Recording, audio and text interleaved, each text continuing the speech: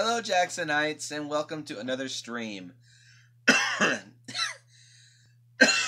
Pardon the kind of raspiness of my voice. I think I'm coming down with some kind of cold, or I just woke up with a sore throat. But until I am so sick that I can't do videos without looking like a mess, eye is red. Which hopefully that doesn't occur. Today I will be fulfilling a promise that I made to a respected figure that I look up to. Lately I've been into martial arts movies fairly often, or not fairly often, but into quite a bit. And while I've kind of gone back and forth in the last couple of years, I have finally figured out exactly who my favorite martial artist is, and that is the amazing Donnie Yen. For those of you who don't know, Donnie Yen, for Star Wars fans, he's the guy who plays Chirrut Imwe. For Blade fans, he's the guy who played the mute swordsman in Blade 2. And for other martial arts movie fans out there, he is arguably most well known for playing Ip Man in the Ip Man trilogy, soon to have a fourth film. Donnie Yen is a spectacular martial artist, trained in 13 different martial arts styles. He's trained in boxing, judo, jiu-jitsu, Brazilian jiu-jitsu, karate, taekwondo, which he has a 6th degree black belt in, kickboxing, Muay Thai, Wing Chun, Wushu, which he is a multiple world champion at, Tai Chi, which his mother was a grandmaster in, wrestling, and there's one more. Oh, Jeet Kune Do. Dude has a spectacular skill set under his belt. And if I was to pick one guy to teach me martial arts, it would be him. Next to that, my second favorite martial artist is the legendary Scott Adkins. Extremely underrated martial artist in my eyes.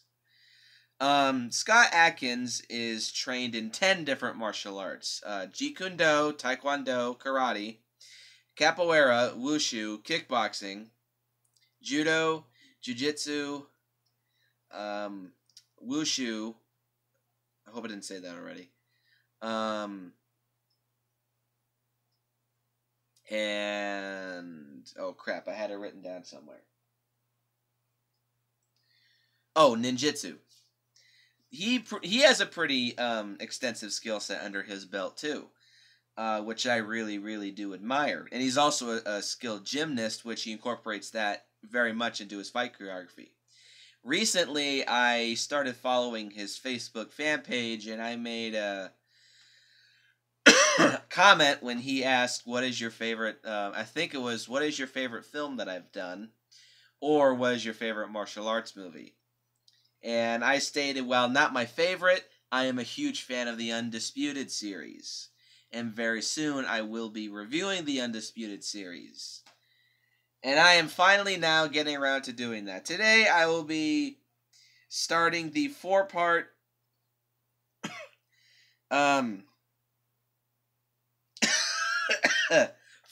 review series reviewing the Undisputed films. Now, the first movie, which I have here, is a bit of a strange one in the overall series as a whole. Undisputed 2, 3, and 4 are full-on MMA movies. Like, they're full-on martial arts movies. Whereas with the first Undisputed movie, not only was it made, like, I think it was like 4 or 5 years before Undisputed 2, it was made with, it was a theatrical release, whereas the rest of the series were all direct-to-video films. Which really, it has none of the sequels have the original cast from this first film. Like, Ving Rhames doesn't return to play the main character in 2. And we get no mention of this movie in the sequels, except maybe a couple notes in Undisputed 2. But other than that, the first Undisputed film is kind of a black sheep of the series. And honestly, I think it's a shame, and I also don't think it's a shame. I am going to come out and say that while I do enjoy this film, I do enjoy the first Undisputed, I strongly prefer the sequels, because they are martial arts movies. This first film is a boxing movie. Now, granted,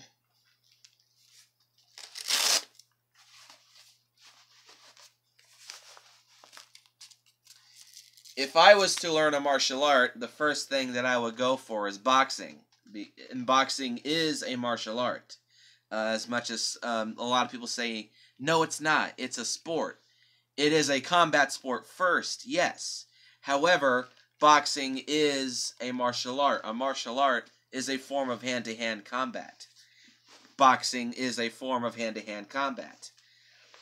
And I've had some sparring sessions with my brother and a couple friends of mine, and they've said that one of my go-to responses is to be a boxer. And of course, I am a Rocky fan, of course. So that was Rocky's probably the biggest influence on me as a boxer. Not Rocky himself, just the Rocky movies as a whole. I'm a big boxing fan. However, just with the fact that the first Undisputed is a boxing movie, and Undisputed 2, 3, and 4, they're both mixed martial arts movies, that's the biggest reason why Undisputed is the black sheep of the series. However, it did lay the foundations for a pretty damn good series, so it cannot be ignored. Honestly, I was really tempted to skip the first Undisputed, but like I said, it laid the groundwork for the series, so I can't ignore it. And also, a little disclaimer, Scott Adkins, if you ever see this movie, or see this review and the rest of the reviews, I doubt it. I highly respect you, man, and I absolutely love this series. In fact, I'd probably go as far to say, aside from the Ip Man trilogy, it's my favorite series of martial arts movies. And get around to collaborating with Tony Jaa and Donnie Yen, goddammit. Anyway, so the plot of the first Undisputed. Admittedly, that's kind of one of its cons, because it's so simple. The World Heavyweight Boxing Champion, George Iceman Chambers, played by the extremely underrated actor Ving Rhames, of Dawn of the Dead 2004 and Day of the Dead 2007 and 2012 Zombie Apocalypse, from the Asylum fame. Yeah, those are 3 movies that I have to review when I do Zombie Binge. But anyway, Ving Rhames, who plays George Iceman Chambers, he is convicted of rape and sent to prison. It's not really confirmed if he actually did rape the woman that is accusing him of. I kind of more get the sense that it was just a case of he said, she said, and I ultimately think that he was falsely accused, but that's a whole nother story. So Ving Rhames is convicted of rape and sent to prison in the middle of the desert called Sweetwater. Him being kind of a egomaniacal, bratty asshole just lets his title go to his head. He tries to make a name of himself at this prison by showing himself that he is not to be fucked with. Which, granted, that is a common trope that a lot of new hotshot prisoners do when they come to new prisons. But this lands him in hot water with the warden.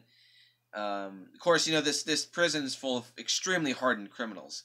One of them being a man named Monroe. I can't remember his last name, but his name is Monroe. Played by Wesley Snipes of Blade fame. Another one of my favorite martial artists. He is the current undefeated unknown champion of the prison's boxing tournaments. where a betting syndicate is allowed to thrive, because inside this prison there exist boxing matches with really, really lax rules. I think the only rules are like standard MMA rules. I don't think that's stated, but I think based on what the rest of the series gives us, I think it's implied that standard MMA rules are used here. No biting, no eye gouging, and no hair pulling. I don't also believe crotch shots are allowed, but because these are purely boxing matches, I don't think they have to really worry about that. So Monroe is the current undefeated boxing champion of these underground boxing matches, where the syndicate is allowed to make a shitload of money betting on Monroe to win. And I think at the start of the film, he just won his 63rd or 64th fight.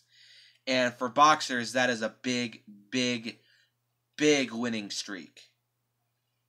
And for me, it was kind of surprising because Wesley Snipes, I believe this was after... Yeah, it was. This came out in 2002. And the first Blade came out in 1998. So I think Wesley Snipes had significantly slimmed down from Blade to Undisputed, because he looks kind of thin. He looks barely a bantamweight in terms of boxing terms. Bantamweight is somebody who's a boxer who's really skinny. Actually, no, I don't think he's a bantamweight. I just think he's a lightweight, a mid-lightweight. But still, 64 wins is a huge winning streak for a boxer, being heavyweight or lightweight, regardless. So, Chambers gets into some hot water when he tries to show his stuff and pick a fight with Monroe. Monroe ends up in solitary, and Chambers, I don't really think he gets any consequences. At the prison, there is a imprisoned mob boss named Ripstein, who is a big, big boxing fan, and he sees potential in setting up a fight between Chambers and Monroe. He starts to set up this fight. He tries to convince Monroe to do it. He tries to convince Chambers to do it. Which at first they say no, just go fuck yourself. But then he says, I'll give you $2 million each. Which Chambers doesn't really care. He's always itching for a fight, so he says, yeah, sure. Then Monroe says no at first. He says, I'm in here for life. What the hell am I going to do with it? But then he says, I got a sister on the outside. No husband, 3 kids, no job skills. She gets 1 check a month from the state. I'll send her the money. I could get into a whole different spiel about that, but I'm not going to. So they say, yeah, sure, we'll send her the money. The last obstacle for Ripstein to set up this fight is convincing the warden to allow him to set up the fight. Now, at first, the warden says no. What? No. But then, due to this Ripstein being a mob boss, or a former mob boss, says, look, if you don't allow us to do this, you will find yourself having an unfortunate accident with your car blowing up, killing you and your wife and kids. So the warden says, okay, fine, if you're going to play that way, you fucking bitch. So the fight is set up. At the end of the movie, there is a climactic boxing match between Iceman, Chambers, and Monroe. At first, Chambers utterly demolishes Monroe. I think Monroe, not really underestimated Chambers, but he just didn't really think much of him, and just came in with his usual M.O., and for the first 2 rounds gets his ass kicked. Knocked down both times, with only getting in 2 or 3 shots to Chambers, just to kind of rough him up a little bit, but other than that, Chambers utterly dominates the first 2 rounds. Round 3 comes in, and at first, once again, it's in Chambers' favor, but Monroe changes up his tactics and starts being more of a speed boxer, and he lands in some serious hits and sends Chambers to the ground. Round 4, it's completely in Monroe's side of the table, and it's just utterly demolishing Chambers with really fast, really powerful hooks, uppercuts, and really fast jabs. It's a really, really, really good fight and a really dynamic one. And it ends with the official heavyweight champion getting his ass knocked to the ground by the unofficial Undisputed champion. Monroe wins, Chambers loses. So, the money that Monroe was promised gets sent to his sister. Chambers finishes his time in the joint and gets out, and he officially wins back the heavyweight Undisputed champion. He and his lawyer deny that the fight ever occurred inside the prison, and Monroe is seen as a hero by the prisoners of Sweetwater, as the inmates at Sweetwater watch Chambers' champion fight, and they start chanting Monroe, Monroe, Monroe. And then the movie ends on that. So, how about this plot? Like I said, it's very, very, very simple, and that's kind of one of its problems, is that this movie, honestly, feels like it was thought up on a whim and said, hey, let's throw together a sports action film. And the studio was okay. And didn't really put much thought into it, which is a real shame, because there's a lot of potential here, which thankfully is expanded upon more in its sequels, which is another reason why I prefer the sequels over this first film. But what are the pros of the first Undisputed? Well, the acting overall is very, very good. Ving Rhames does a pretty damn good job as Chambers. He definitely looks the part of a boxer. I've always kind of thought he looked like a combination of Muhammad Ali and Mike Tyson, just without the facial tattoo and the bad lisp. So he definitely looks the part for a boxer. I mean, I'm glad they didn't cast somebody who just kind of looked like they were phoning it in, because for martial arts movies, somebody has to look convincing for me in order for me to really take them seriously. And while granted this isn't a martial arts movie, like I said, boxing is a martial art, so Ving Rhames, no doubt, he had some training, and he certainly does look the part. Wesley Snipes, he does a pretty good job as Monroe when he's on screen. Wesley Snipes doesn't have a lot of dialogue in this film, which I think that's one of the film's cons.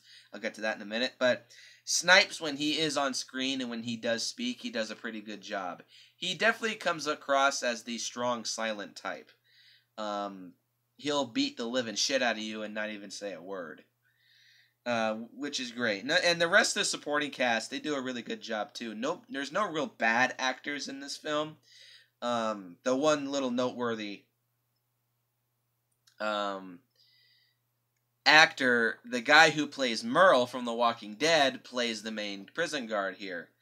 He does a really good job too. He has a bit of a sense of camaraderie with the prisoners, which is kind of nice to see. It's clear that even though this guy's a bit of a scumbag, he's kind of a fun scumbag, if that makes any sense.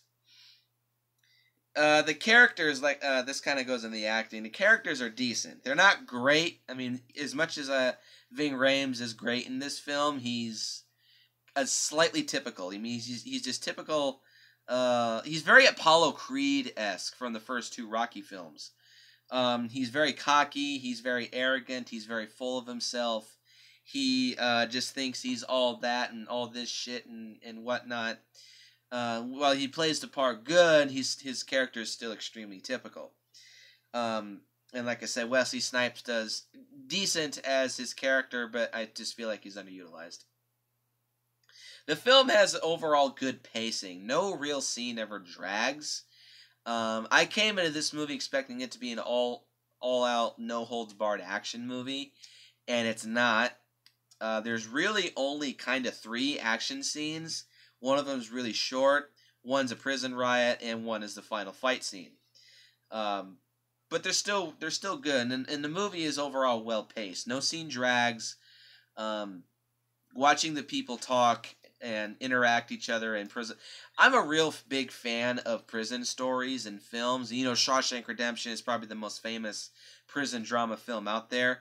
And while this doesn't have anything on Shawshank Redemption, what we have here is still quite good. So the pacing overall is very good. The dialogue between the characters is great. It's pure prison slang. Every other second or third word out of everybody's mouth is a swear word. Either shit, fuck, damn, bitch, hell, you name it, they're swearing. And the prison slang is so spot on. It's spectacular. That may sound like an odd thing to say as a pro in a film, but with these prison movies, especially if they're really dark and gritty, the dialogue has to be really good for them to pull it off.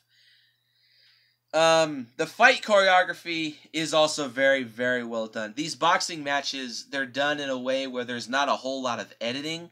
A lot of times there's long shots where I'm sure that these actors must have choreographed and practiced these fights many, many, many times in order for them to be truly pulled off right, and it really shows because the fight choreography is really good. None of the actors feel like they're phoning it in and just doing a fake fight scene. I don't think they were like full on contact, but I'm sure some of them, like some of the lighter hits and jabs, they were real. And these fights, they look real. And the boxing choreography is very, very, very good.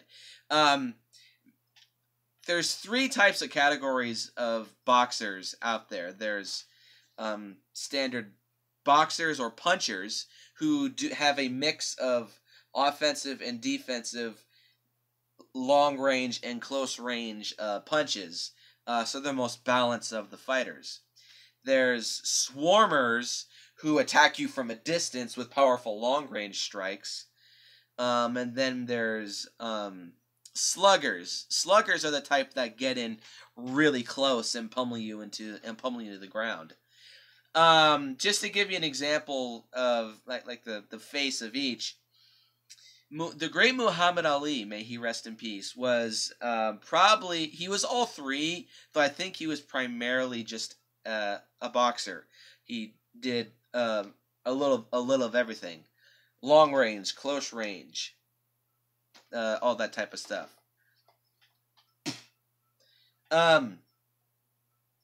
Mike Tyson is a slugger. He would get in really close and just completely demolish you with powerful close range strikes, and it would just knock you completely to the ground. He would get in really close and hide behind his peekaboo guard and wail out your strikes and then get at you with a counter. George Iceman Chambers, he was also kind of a slugger as well, but he definitely had elements of a swarmer and boxer as well. I think he was definitely a swarmer, from what I've seen at least. I've only seen a couple of his matches, but from what I've seen, he kept his opponents at a distance. I could be wrong, but that's just what I've seen. And Undisputed. Chambers is very clearly a swarmer. He keeps his opponents at a distance with powerful long-range strikes. He is a complete offensive fighter. He doesn't have much of a defense. I mean, he could probably slip in a counterpunch here and there, but if you break his defense and get inside his guard, you can very easily slip inside his arms and deliver powerful strikes, which is what Monroe is. He's kind of all 3 rolled into one, but I think primarily he starts off as just a standard boxer, but in the case of his fight with Chambers, he devolves into being a slugger. He gets in really close and gets you with these short-range powerful strikes. And it's totally convincing, for me at least, because again, I'm a boxing fan. And also, in general, the last pro that I can give is the fights in this movie are really, really good. Though admittedly, like I said, they're kind of sparse. The first fight that we see is establishing Monroe as a boxer. He goes up against this dude who's like twice his size. And within just, I think it was like either 1 or 2 rounds, he just completely slaughters the dude with powerful body shots and then starting aiming for his head because he's like a foot taller than him. and within like I said, 1 or 2 rounds, just utterly demolishes this dude and takes him down. The second fight, like I said, is a prison riot where Chambers established himself as a guy to not be fucked with. He demolishes these prison thugs with 1 or 2 punches. And it's so great to see. Like I said, these establishing shots of showing what types of fighters they are, it's really, really good. Monroe being the dirty fighter, and actually they're both dirty street fighters, but I would say Monroe is definitely more dirty because he's used to the more lax rules. However, Chambers knows when and when not to follow by the rules, because like he says in the film, if you got a problem in prison, you need to solve it with just these. Which he's kind of right, especially in prison. I think one of the customs to show yourself a badass is that you find the biggest dude in the prison, and you beat the shit out of him, or you try to beat the shit out of him to show that you have balls enough to pick a fight with somebody that big. So it sends a message to people saying, don't fuck with me, or I'll fuck you up. And of course, the final fight between Chambers and Monroe is really fucking good. I would say it puts some of the fights in the Rocky films almost to shame. Hang on. Sorry, my phone was clocking out for a minute. Anyway, I would say that the final fight in Undisputed puts some of the fights in the Rocky movies to shame. Particularly the fight in the first Rocky film and the fight in the second Rocky film. Mostly because I don't enjoy the fight in the first Rocky, and the fight in the second Rocky is very obvious. It's a lot faker. Because if you watch Apollo versus Rocky in Rocky 2, there's many shots where it's very obvious that the punches don't even make contact with Stallone's face. It's still a good fight, don't get me wrong, but the final fight in this film is really fucking good. Because like I said, the choreography is really, really, really solid. And this looks like an actual boxing match between 2 pros. It's absolutely seamless. Nobody messes up. The editing is very clean. There's a lot of longer shots that just show these guys going at each other. It's really, really fucking fun, and it's really fun to. It's really spectacular to watch. Almost said fun twice. Sorry. Overall, the final fight is really good. So let's get into the cons. Like I said, the story in this movie is very, very weak. It's very basic. This movie is 94 minutes long. And I think with this concept, now granted, it's like I said, it's expanded upon in the sequels, but for laying the groundwork, I think you could have done a lot better with this story. I mean, you could have shown more fights of Monroe establishing himself as a total badass, and you could have established with Chambers more fights with him being a badass. Because really all you get is a couple short prison riot brawls and one quick fight for Monroe, and just a lot of word of mouth. And well, granted, that can go a long way. It's just a case of show, don't tell. And overall, just the story in the film is very, very weak. There's a lot of missed potential. There's a lot of missed opportunities. And overall, if this movie was like 2 hours long, the movie would have been immensely better. As much as I really do like Wesley Snipes, Monroe as a villain, he's just... In fact, I wouldn't even say he's a villain. He's kind of just a dude saying, yeah, I'm in prison, so what? Ain't nothing you can do about it. Ain't nothing I can do about it. I'm the champ. Ain't nothing you can do about that either. He's very, very typical, and very, I hate to say this, he's almost one-dimensional. Like I said, he has very few lines. He doesn't speak very much. He's not on screen very often either. I would have liked to see a bit more of a rivalry between Monroe and Chambers. Either that, or they have like a steady kind of unspoken respect for each other, because they're both extremely talented fighters. It's just one is official and one is unofficial. One's dirty and one's more dirty. But I think that the amount of scenes that Chambers and Monroe share together, I think, is countable barely on one. Yeah, it's countable on one hand. I think it's 3. It's either 3 or 4, and they're most of them are really short. The longest scene that they have together, obviously, is the final fight. And also, this kind of goes into the villain. There's the last con that I have. There's not enough Wesley Snipes in this film.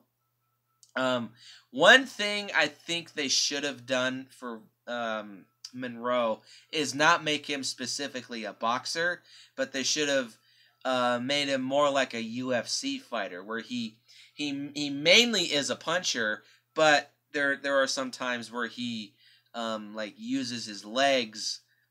He either knees or kicks. Because Wesley Snipes, like I say, is a very talented martial artist. He's one of my favorites. He's skilled in capoeira, Shotokan karate, I just said that already, kickboxing, Brazilian jiu-jitsu, Hapkido, and Taekwondo. It's a very good skill set, and I don't really think that potential and those abilities have really been established in a lot of his films. Granted, I have seen the Blade movies. I've seen this, and I've seen parts of Demolition Man, so I haven't seen that many Wesley Snipes films. But from what I've seen, I mean, the greatest example of his martial arts prowess is definitely in the Blade films. But I would have liked to see more of that here. And what I think would have really won the fight in Monroe's favor is if he started to use his legs against Chambers, because Chambers clearly is just purely a puncher. He doesn't really know how to use his legs except for maybe basic knees or standard kicks like you can learn by watching any Karate Kid movie. But overall, there's still not enough Wesley Snipes. There's not enough of his martial arts prowess, which I think is a shame. And overall, there's not enough Snipes, and he's not that good of a villain. And again, I say villain very loosely because he's not really much of one. With all that said about the first Undisputed film, it's very prototypical. But still, it is an entertaining film. Overall, I do recommend it if you are a fan of the Undisputed series, obviously, because it lays the groundwork for a fantastic series of sequels that are much better films in my eyes, even though they're direct-to-video. I'm going to rate the first Undisputed a 7 out of 10. It's not fantastic, and it's not bad either. It is entertaining, but I definitely do see it as kind of a watch-once-in-a-while type film. Stick with the sequels. In my eyes, they're much better. No offense to anybody who worked on this film.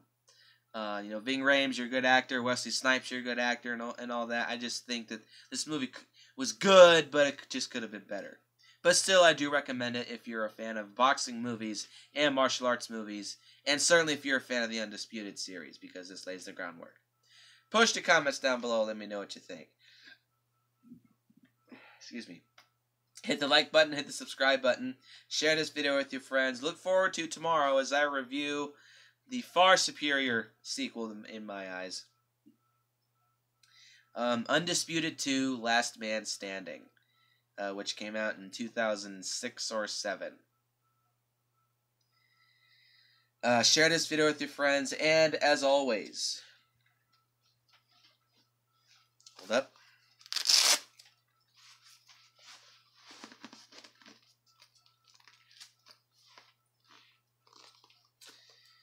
I will see you in the next video, and if you have the time and patience, learn a martial art. You'll change your life forever.